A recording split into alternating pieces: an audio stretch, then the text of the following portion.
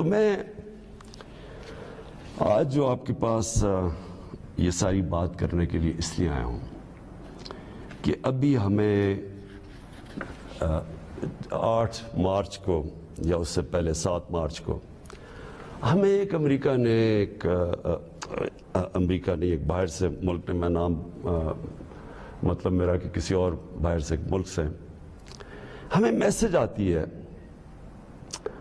اور میں اس لیے آپ کے سامنے یہ میسج کی بات کرنا چاہتا ہوں، اور میں اس لیے لائیو بھی کر رہا ہوں کہ یہ ایک کسی آزاد ملک کے لیے جس طرح کی ہمیں میسج آئی ہے، یہ ہے تو پرائم منسٹر کے خلاف ہی صرف، لیکن یہ ہماری قوم کے خلاف ہے۔ مجھے جو اس سے سب سے زیادہ تکلیف ہے وہ یہ نہیں ہے کہ یہ اس میسج میں واضح یہ لکھا ہوا ہے کہ جناب اگر یہ جو عدم اعتماد، اور ان کو پہلے سے پتا تھا، ابھی اعتماد یا درج نہیں ہوئی تھی، ان کو پہلے سے پتا چل گیا کہ عدم اعتماد کی آ رہی ہے پاکستان کے اندر، یہ اپوزیشن رکھنے لگے، تو اس کا مطلب کہ یہ جو ہو رہا تھا یہ پہلے سے ہی ان کے باہر کی لوگوں سے رابطہ تھا۔ میں اپنے سارے جو، اور خاص طور پہ میں چاہتا ہوں میرے جو نوجوان ہیں وہ آج میرا بڑا غور سے سنے جو میں نے آپ سے بات کرنی ہے۔ دیکھیں، ایک مولانا رومی کی ایک سینگ ہے، مولانا رومی کہتے ہیں کہ جب اللہ نے آپ کو پر دیے ہیں تو آپ کیوں چونٹیوں کی طرح زمین پہ رینگ رہے ہیں؟ اس کا مطلب یہ ہے کہ اللہ نے ہمیں اشرف المخلوقات بنایا ہے، سب سے بڑی مخلوق، فرشتوں سے اوپر درجہ دیا ہمیں، فرشتوں کو کہا انسان کے سامنے جھکو، اور شیطان کو اس لیے نکالا گیا، وہ عبادت بڑی کرتا تھا، اس نے ان کا حکم نہیں مانا، اس میں تکبر تھا، اس نے کہا میں نہیں جھکتا۔ اللہ نے ہمیں پر دیے ہیں، مسئلہ ہمارا یہ ہے کہ ہم، کیونکہ ہمارے میں ایمان کی کمی ہوتی ہے، کیونکہ ہم اور خداؤں کی پوجا کرتے ہیں، جو سب سے بڑا جو شرک ہے وہ پیسے کی پوجا کرتے ہیں، خوف کی پوجا کی، جو وہ بڑی سپر پاور ہے، اگر ہم نے یہ نہ کیا تو ہم تباہ ہو جائیں گے، یہ خوف کا پوت ہے۔ ہم انسان چونٹیوں کی طرح رینگتا رہتا ہے۔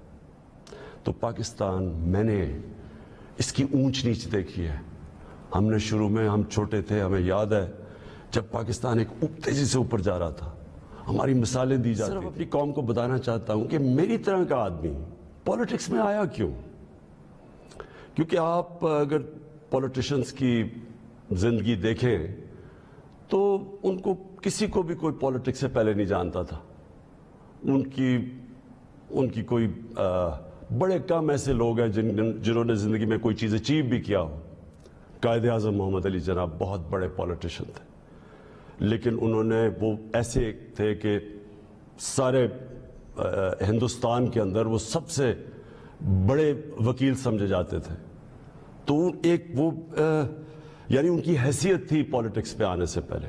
لیکن آپ زیادہ تر لوگوں کو دیکھیں تو پولیٹکس میں تو سے پہلے کوئی ان کا نام بھی نہیں جانتا تھا۔ تو میں تو وہ ایک خوش قسمت انسان، اللہ کا خاص شکر ادا کرتا ہوں کہ مجھے تو اس نے سب کچھ دے دیا تھا، یعنی کوئی بھی شاید ہی کسی کو اتنی شہرت ملے، جتنا میری زندگی میں ضرورت تھی اتنا پیسہ میرے پاس تھا، سب کچھ تھا میرے پاس، یعنی آج بھی مجھے کوئی کسی چیز کی ضرورت نہیں ہے، اللہ مجھے سب کچھ دے بیٹھا ہے اور میں اس کا بڑا شکر گزار ہوں۔ دیکھیں، میں پاکستان کی پہلی جنریشن تھا، ہم وہ جنریشن تھے جو پہلے آزاد پاکستان میں پیدا ہوئے تھے۔ پاکستان میرے سے صرف 5 سال بڑا ہے، تو میرے ماں باپ جو تھے، میں بار بار لوگوں کو بتاتا ہوں، وہ ایک غلامی کے دور میں پیدا ہوئے تھے، وہ انگریز کے دور میں پیدا ہوئے تھے، اور میں جب تک بڑا ہوتا رہا، کیونکہ انہوں نے پاکستان موومنٹ میں شرکت کی تھی، وہ مجھے ہمیشہ یہ احساس دلواتے تھے کہ تم بڑے خوش قسمت ہو، آزاد ملک میں پیدا ہوئے ہو، تمہیں نہیں پتا کہ جو بھی آپ کر لیں غلامی کیا ہوتی ہے، کیونکہ ایک سطح سے اوپر آپ جا ہی نہیں سکتے، کیونکہ اس کے اوپر آپ کے حکمران بیٹھے ہوئے تھے۔ تو ایک بڑا جو بھی خوددار لوگ تھے ان کو بڑا برا لگتا تھا یہ جو انگریز کی غلامی تھی. تو ہم بڑے ہوئے، میرے بہنیں اور میں، ہمیں یاد ہے کہ بچپن سے یہ بتایا گیا. تو جو یہ خودداری ہے نا، یہ ایک آزاد قوم کی نشانی ہوتی ہے. اور جب میں نے پالیٹکس شروع کیا، میں آپ کو بتاؤں پالیٹکس میں کیوں آیا تھا. میں اس لیے آیا کہ میں ایک تو پالیٹکس کا اسٹوڈنٹ تھا، یونیورسٹیز میں نے پالیٹکس پڑھی ہوئی تھی، پاکستان کی اور دنیا کی پالیٹکس کے اوپر مجھے پتہ تھا، تاریخ کا پتہ تھا.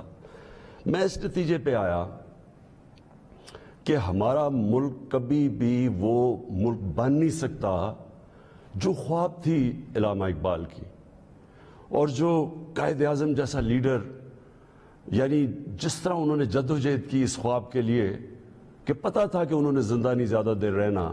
اور اگر آپ ان کی تاریخ پڑھیں کہ جس طرح انہوں نے کیس لڑا پاکستان کا بیماری کی حالات میں، تو یہ ہمارے یہ فاؤنڈنگ فادرز تھے. تو جو پاکستان کا مقصد تھا وہ تو ایک بڑا عظیم مقصد تھا کہ ہم نے ایک اسلامی فلاحی ریاست بننا تھا.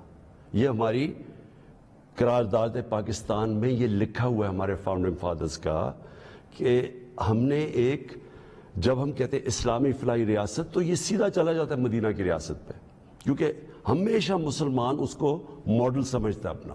جو سنہری دور اسلام کا ہے وہ مدینہ کی ریاست تھی. تو جب میں نے 25 سال پہلے پالیٹکس شروع کی تو میں نے اپنی جو ہمارے مینیفیسٹو تھے اس میں 3 چیزیں رکھی. انصاف، اور انصاف پھر میں کوالیفائی کر دوں، انصاف ہوتا یہ ہے کہ طاقتور اور کمزور کے لیے ایک قانون ہوتا ہے. اور جو نبی صلی اللہ علیہ وسلم نے کہا تھا کہ تمہارے سے پہلے بڑی قومیں تباہ ہوئیں، جدھر طاقتور چوری کرے تو اس کو سزا نہ ملے اور صرف کمزور چور، چھوٹا چور جیل میں جائے. انہوں نے کہا قومیں تباہ ہو جاتی ہیں. تو جس طرح حضرت علی رضی اللہ تعالیٰ نے کہا تھا کہ کفر کا نظام چل جائے گا لیکن ظلم اور انصافی کا نظام نہیں چل سکتا.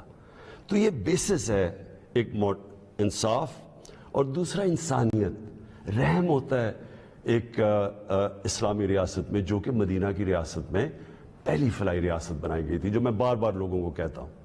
تو یہ میرے 2 ایمز تھے. اور تیسرا تھا خودداری. ایک مسلمان قوم غلام قوم نہیں بن سکتی.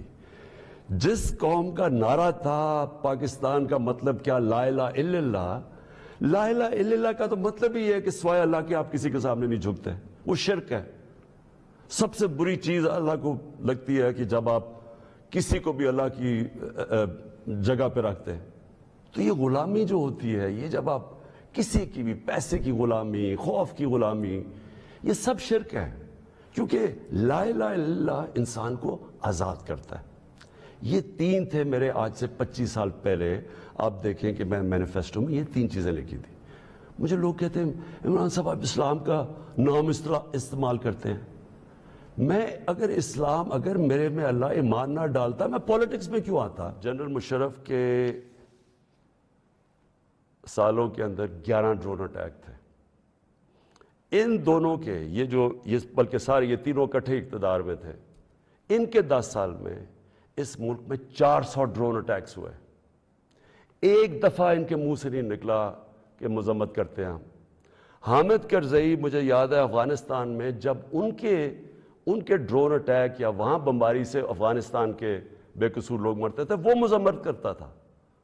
جدھر افغانستان میں فورن فوجیں تھی، یہاں ہم بیٹھے ہوئے ہیں 400 ڈرون اٹیکس میں ایک دفعہ کسی نے مذمت نہیں کی. اس لیے ان کو یہ سوٹ کرتے ہیں. مولانا فضل الرحمان کی ایک وکی لیکس کیا تھی کہ ایک جس طرح پیناما پیپرز کا انکشاف ہوا تھا، یہ ایک انٹرنیشنل انکشاف ہوا تھا، لیک ہو گئے تھے سیکرٹ پیپرز یا ڈاکیومنٹس.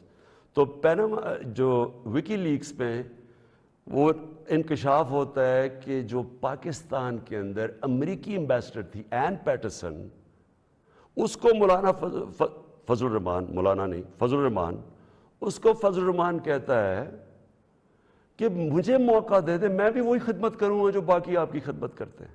یہ وکی لیکس میں تھا.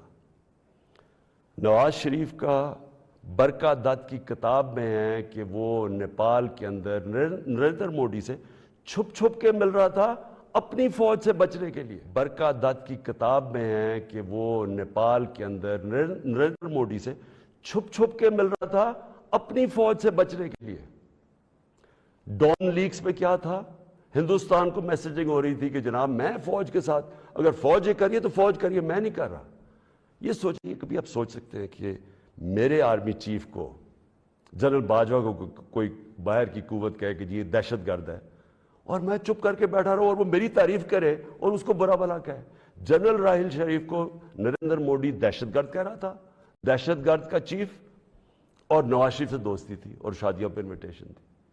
یہ ان لوگوں کو یہ چاہتے ہیں. آصف زرداری کا باب وڈورڈ کی کتاب کے اندر ہے کہ ان کے سی آئی اے چیف جب ان سے کہتا ہے، وہ کولیٹرل ڈیمیج کی بات کی، کولیٹرل ڈیمیج کا مطلب کہ جب بم گرتا ہے تو بے قصور لوگ مارے جاتے ہیں، تو اس کو کہتا ہے کہ فکر نہ کریں اگر ڈرون اٹیک میں بے قصور لوگ مارے جاتے ہیں، مجھے نہیں فرق پڑتا. یہ پاکستان کا پریزیڈنٹ کہہ رہا ہے دوسروں کو، جس کو تھوڑا سا، اور کتاب میں وہ لکھتا ہے کہ وہ حیرت انگیز حیرت آتی ہے کہ یہ کیسے ملک کا صدر بات کر رہا ہے. اس طرح کے لوگ ان کو پسند ہے. اور شہباز شریف، اس کی سٹیٹمنٹ کہ جی عمران خان نے بڑی غلطی کی، ایبسلوٹلی ناٹ کیا. یہ قوم نہ یہ بھولے گی، نہ آپ کو معاف کرے گی، نہ جو لوگ آپ کے پیچھے ان کو معاف کرے گی. اور یہ اگر آپ کا کسی کا خیال ہے کہ عمران خان چپ کر کے بیٹھ جائے گا، کسی خوش فہمی میں نہ رہے. میرے میں اللہ نے مقابلہ کرنے کی صلاحیت دی ہے، ساری زندگی میں نے مقابلہ کیا ہے. میں کوئی وہ آدمی نہیں جس نے بیٹھے بیٹھے کسی نے پرچی دکھائی کہ جی مجھے تو پرچی میں پارٹی وراثت میں مل گئی ہے، یا میرا کوئی باپ کچھ تھا، یا میرا کوئی فلانا کچھ تھا، یا میں سریا لگاتے لگاتے جنرل جلانی کے گھر پہ مجھے کوئی وزارت مل گئی اور پھر چیف منسٹر. میں نے سٹرگل کر کے یہاں پہنچا ہوں، مجھے سٹرگل کرنی آتی ہے، مقابلہ کرنا آتا ہے. میں کسی صورت اس سازش کو کامیاب نہیں ہونے دوں گا.